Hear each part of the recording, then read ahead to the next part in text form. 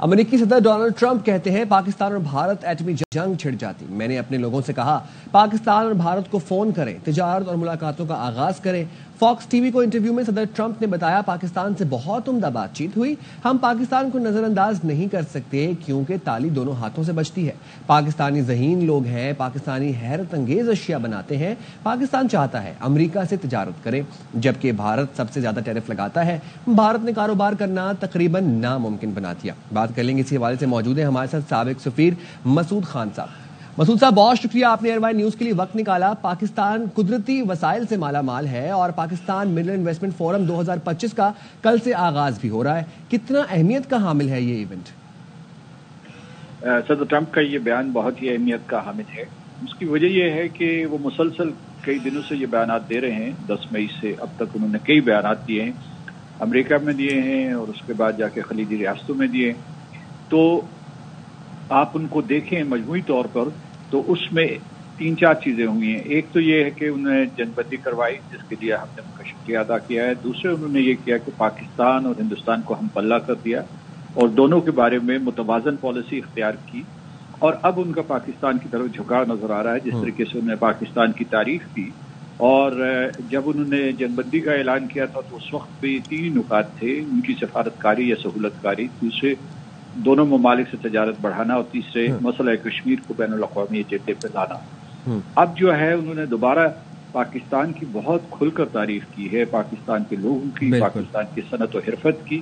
تو میں سمجھتا ہوں کہ اس پوری یہ جو جنگ ہوئی جو بھارت نے جارحیت ہمارے اوپر مسلط کی، اس سے ہم امریکہ کے قریب ہوئے ہیں، اور جو ایک کشیدگی سی تھی یا ایک غلط فہمی تھی جو امریکہ اور پاکستان کے درمیان بڑی حد تک دور ہوئی ہے، ایک نئی دہلیز پہ ہم پہنچے ہیں دونوں ممالک، اور اسے دوسرا ہم چین کے قریب تر ہو گئے، اور تیسرے بین الاقوامی سطح پہ ہمارا مقام بلند ہوا۔ مسعود صاحب، پاکستان اور بھارت ایٹمی جنگ کے قریب تھے۔ ڈونلڈ ٹرمپ نے کہا کہ اپنے لوگوں سے کہا دونوں ملکوں کو فون کریں اور تجارت اور ملاقاتوں کا آغاز کریں۔ ٹرمپ کی جو پازیٹیوٹی دکھا رہے ہیں پاکستان کی جانب اور تجارت کی آفر بھی کر رہے ہیں، کتنی اہمیت کا حامل ہے؟ خاص طور پر اگر شعبوں کی بات کی جائے جیسے منرل انویسٹمنٹ بھی ہے، اس کے علاوہ ٹیکسٹائل بھی ہے، اس کے علاوہ صنعت کی بات کی جائے، کیسے دیکھتے ہیں آپ اس کو؟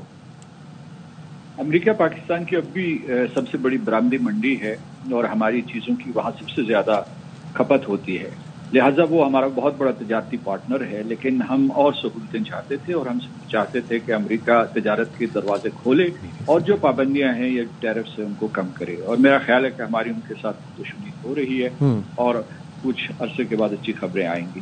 دوسرا یہ ہے کہ پہلگام سے پہلے جو بھی امریکہ اور پاکستان کے مذاکرات چلتے تھے تو ان میں تین قسم کی بہت اچھی اہم پیش رفت ہوئی۔ اس سال کے آغاز میں صدر ٹرمپ نے، ان کی انتظامیہ نے پاکستان کے لیے F-16 سسٹینمنٹ پیکج جس کی مجموعی قیمت جو تھی وہ تقریباً $397 ملین تھی، وہ انہوں نے باگزار کیا۔